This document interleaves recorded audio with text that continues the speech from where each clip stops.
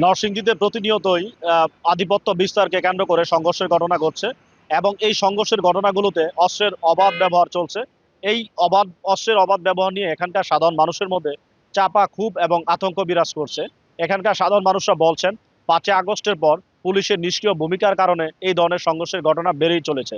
বিশেষ করে নরসিংদী রায়পুরা উপজেলার প্রত্যন্ত চর অঞ্চলগুলোতে অস্ত্রের ব্যবহার বেশি লক্ষ্য করা যাচ্ছে। সেখানকার পুলিশ প্রশাসনের নীরব ভূমিকার কারণে সেখানে অস্ত্রের ব্যবহার বাড়ছে বলে সেখানকার সাধারণ মানুষরা বলছেন। 5ই আগস্টের পরে নরসিংদীর আইন শৃঙ্খলা যে অবনতি হয়েছে তা বলা বাহুল্য। মানে খুবই খারাপ অবস্থা আইন শৃঙ্খলা পরিস্থিতি। আমাদের যে নিরাপত্তাটা, এই নিরাপত্তাটা আমরা সঠিকভাবে পাইতেছি না। রাস্তাঘাটে চুরি, ছিনতাই, হত্যা। কিছুদিন আগে একটা হত্যা হয়েছিল, একটা মিশুক চালক ছিল, ওইটা জবাই করে নিছে, ডাইরেক্ট জবাই করে হত্যা করে মিশুকটা ছিনতাই করে নিয়ে গেছে। মানে এভাবে আইন শৃঙ্খলা যদি অবনতি হতে থাকে তা আমাদের জানমালের তো নিরাপত্তা নাই। গ্রুপের সংঘর্ষে আজকে একজন নিহত হয়েছে, প্রায় 20-30 জনের মতো আহত হসপিটালে আছে। মানে খুবই বাজে অবস্থা এখানে। কি ভূমিকা নিতেছে প্রশাসন এটা আমরা বুঝতে পারতেছি না। ম্যাক্স, দেশের সবচেয়ে শক্তিশালী 52.5 এনগ্রেডের পিসিসি সিমেন্ট। মানে আমাদের কোনো নিরাপত্তা পাইতেছি না, টোটালি যে কথা আর কি। না, এই অস্ত্র তো সাধারণ মানুষের কাছে আসে কিভাবে? আর এই ক্ষেত্রে আইন শৃঙ্খলা বাহিনী কি ভূমিকা পালন করতেছে সেটা আমাদেরকে বলেন। আইন শৃঙ্খলা বাহিনীর তো একটা ভূমিকা থাকতে হবে, না নয়তো সাধারণ পাবলিকের কাছে কিভাবে তো অস্ত্র সামগ্রী থাকবে এটা আমাদের জানার বিষয় না। তাহলে পুলিশ প্রশাসন কেন দেশ? সাধারণ মানুষের মাঝে অস্ত্র জনজনের দেখা বিরাট আতঙ্ক বিরাজ করতেছে, কখন কি হয় বলা যাইতেছে না। আমাদের রাস্তাঘাটে ভারতে প্রত্যেকটা মুহূর্তে ভয় হয় যে আমরা কিভাবে চলাফেরা করব, আমরা জীবনযাপন কিভাবে করব। রায়পুরা এবং তথা নরসিংদী জেলাতে সাধারণ পাবলিকের কাছে যে অস্ত্রগুলো আছে এগুলা পুলিশ এবং প্রশাসন কিভাবে তাদের অনুকূলে নিবে এবং আমাদের শান্তি নিরাপত্তা করবে, এটাই আমাদের দাবি, আর কিছু দাবি নেই আমাদের। নরসিংদীর পরিস্থিতি এখন আগের থেকেই অনেক খারাপ, কারণ ছিনতাই, চাঁদাবাজি, ধর্ষণ এই ধরনের ঘটনা অহরহ করতেছে।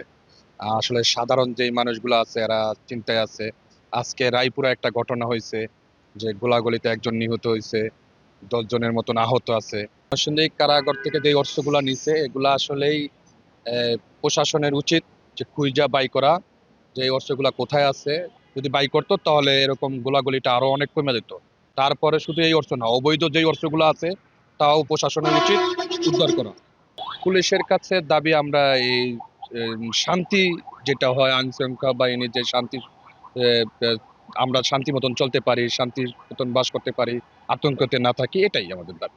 আজ নরসিংদী রায়পুরা উপজেলার প্রত্যন্ত চর অঞ্চল নীলক্ষা ইউনিয়নের দড়িগাঁও গ্রামে প্রয়াত শহীদ মেম্বার এবং ফেলুক মিয়া গ্রুপের মধ্যে এক সংঘর্ষের ঘটনা ঘটে এবং সেই সংঘর্ষের ঘটনায় একজন নিহত হওয়া সহ অন্তত 10 জন আহত হয়। সেখানকার সাধারণ মানুষরা বলছেন আজ সকালে ফেলু মিয়া গ্রুপের মামুনের সাথে একটি স্থানীয় বাজারে বাগবিতণ্ডায় জড়িয়ে পড়েন শহীদ মেম্বার গ্রুপের সদস্যরা এবং এই বাগবিতণ্ডা এক পর্যায়ে সংঘর্ষের রূপ নেয় এবং সেখানে অস্ত্রের ব্যবহার হয় এবং তাদের মধ্যে গুলি বিনিময়ের ঘটনা ঘটে এবং এই গুলি বিনিময়ের ঘটনায় তাদের একজন নিহত হওয়া সহ অন্তত 3 জন আহত হয়, যাদেরকে নরসিংদী সদর হাসপাতালে নিলে চিকিৎসক একজনকে নিহত ঘোষণা করেন এবং বাকি 2 জনকে উন্নত চিকিৎসার জন্য ঢাকা মেডিকেল কলেজ হাসপাতালে পাঠানো হয়।